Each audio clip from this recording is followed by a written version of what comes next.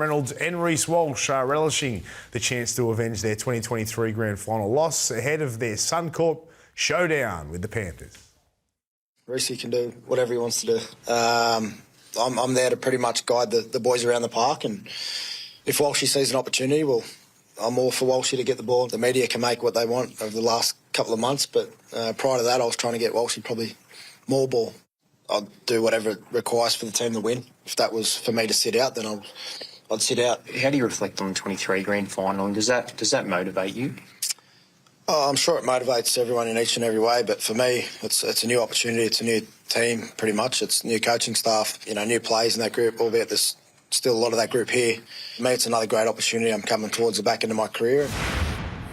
The boys were 11 men down. We were, 16 points down with 15 minutes to go, whatever it was, and a few swear words were said, and we're just like, we're just going to go after it. So everyone's got a role in the team, and Big Pano, Paddy, their job's to, kick, chase, run hard, and my job's to execute those moments. So how do you stop Nathan Cleary, mate? Like he cruelled you in the 2023 grand final. How do you deal with him? How does he deal with us?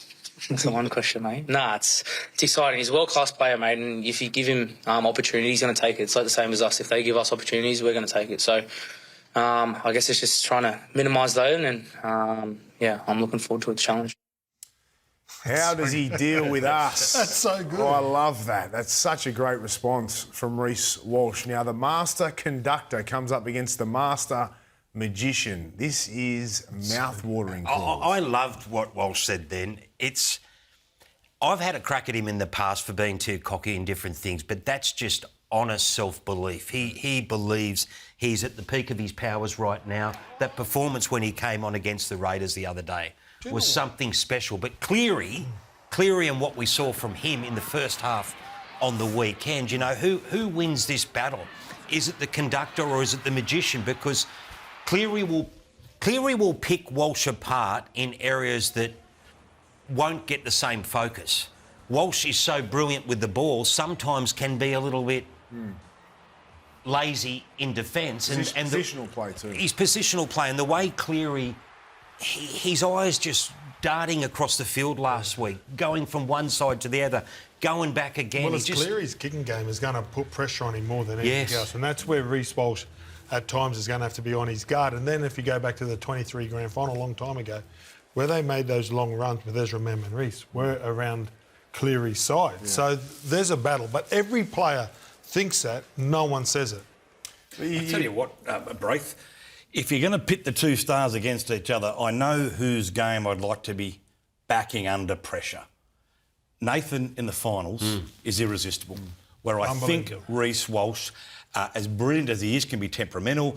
I'm sure they'll sledge him. They might bowl him over after he's passed the ball. They'll be up in his grill because they know if he is temperamental that he can unravel to some degree where the Iceman will never, ever get rattled. Yeah, he's at different levels now, though, Reece. This is career best form for him. Last two games. His 20 minutes against Canberra was 16 points. And that was on the back of the Melbourne performance too, where that's when he was things are going good.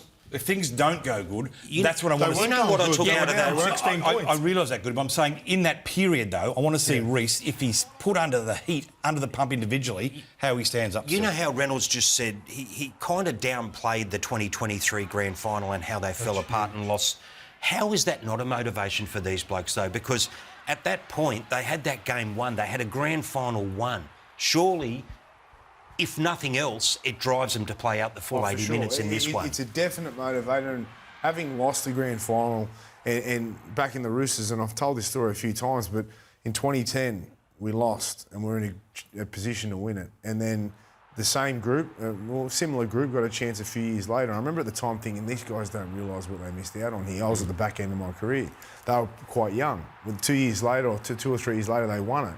And it's definitely a motivator, but it's also, when you lose one, you know they're not easy to win and they're few and far between, and it hurts. So, for sure, I think they'll benefit from that loss. Even though it was heartbreaking, it'll make them a better team. Now, you said it throughout the year, Reece Walsh does have some deficiencies in his defence, and you think that the Panthers will try and capitalise on that? Just the way that Cleary plays. Cleary, this grand final play, Reece was a dummy half, wasn't he, at marker? and Cleary got him at that final moment. You've seen moments during the year, and this is not having a crack at Reece because he's so brilliant to watch, but there are parts of his defensive game that you've seen over the course of the season where, if that's Tedesco, he's going at a million miles. You watch this where this comes back. I think Clifford puts the kick in and he's still standing over the other side of the field. Yeah. You know what I mean? And there was a few moments in that game, and you just see these every now and then.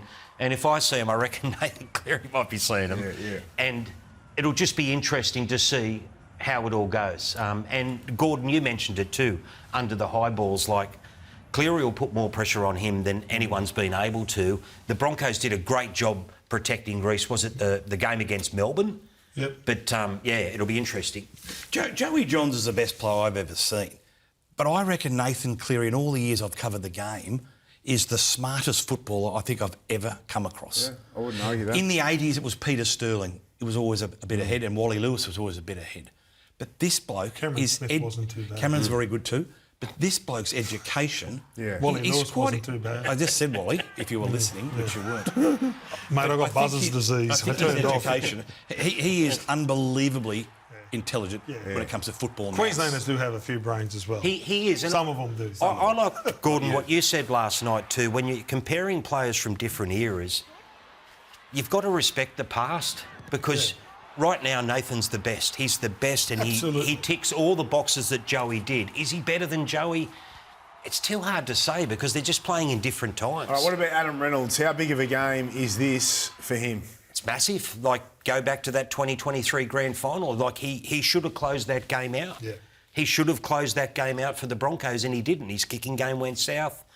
He switched off for that moment at the end. You know, like he'll be judged on this game. But like he said a moment ago, he's at the back end of his career. It might be his last chance. And, we've spoken about other halfbacks in recent weeks, you know, owning these big moments in the big games. Well, Adam's done it time and again over the course of his career. He's won one there's grand pressure. final, right? And no disrespect, that was Greg Inglis and Sam Burgess. He had another chance with South, missed the kick. So this would be playing. And for him to say that it's not playing on his mind, when you get beaten in big games, they're always there, Braith. Well, for me it was, and I still hang on the grand final that I lost, right? And then I had to find out why I wasn't good in that game. So he was bought for this moment, and deep down he probably let the young kids down, and now the young kids have got better.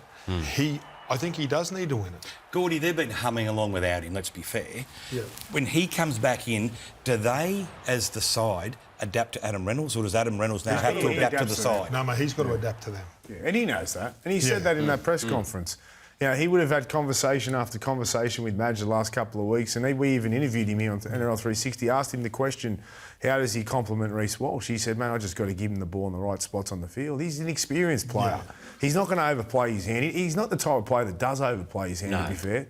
And then Ben Hunt's still there, right, playing six as well. Do you think sometimes the fact that you've got these two halves who both, throughout the course of their career, have been the chief man, the chief playmaker, and I don't know, I thought when Ezra Mann came back this year, it sort of opened up Reece Walsh a bit more than he had been. And just the chemistry between Adam and Ben has to still, both blokes, have to realise that the real force is out the back. Now, Ezra Mann, named on the bench. Is this a gamble? I think it's a potential match winner because if there's all the focus on Reece, well, Ezra can do the same, can't he? Imagine if he comes on 20 minutes to go. Where's he coming on as? 5'8". Yeah, I think he'll come on about 30 minutes. That's just a gut feeling I've got. That'll push Ben Hunt into dummy half, which would be strange, though, Gordon, in that Coach the Broncos have been so strong the last few weeks. Talking about you just... Can I please finish? Well, that's common sense, isn't it? Yeah, but I'm just saying that would be strange, though, in that Billy Walters obviously is not there and Ben Hunt is being moved. So the two halves would be different, despite what the Broncos have done. Very good. That's my coaching lesson for the week. Bulldog. You can use that if you want on I'm your radio shows. I'm going to get you a job one up of your there podcasts. Your 8 that you do. Yeah. You're coming on swinging today, Bulldog. Already on. It's a great luxury, isn't it? Mate. If Ezra Mann's fit, right, and from all reports, they've been running the last couple of weeks, right, and with there's a hamstring, the luxury to have a week off, like probably under the pump, they may have come back last week, but Ezra's running threat. If he comes on after 30 minutes and he's good, you know, with tired tight defence. Oh, It's he's a bit of a freak. luxury. He's a freak. He's X factor. He had the Clive Churchill in the bag He did. until the last 20 minutes in that they had to go 2023 get game. it back out. Yeah. If Ezra's available, you put him in the team. It's as simple as that. Now, Madge Maguire, he copped it all year. It was a bit of a roller coaster ride, and Buzz thinks he's changed his ways.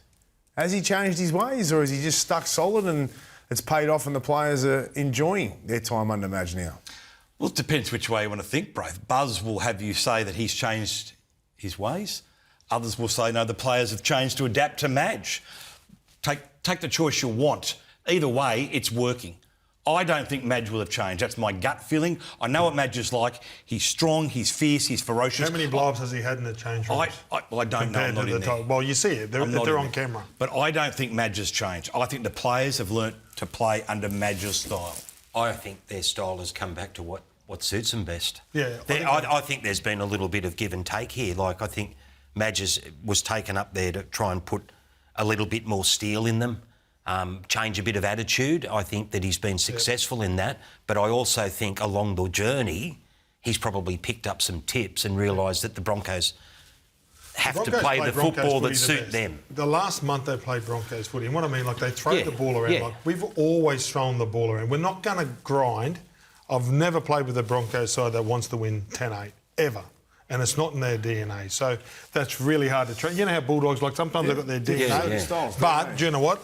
He's added. But the players need to, like, express. Like, they've got an expressive roster. Like, you just saw Reece Walsh. That's how they got to play. It is incredible, the turnaround. Everyone's talking about Penrith. Everyone's talking about the Sharks. Remember Magic Round and the Broncos and where they were at that time and how they were playing at that period, and people were writing them off galore, severely. And they have really just turned it on the back end of the year.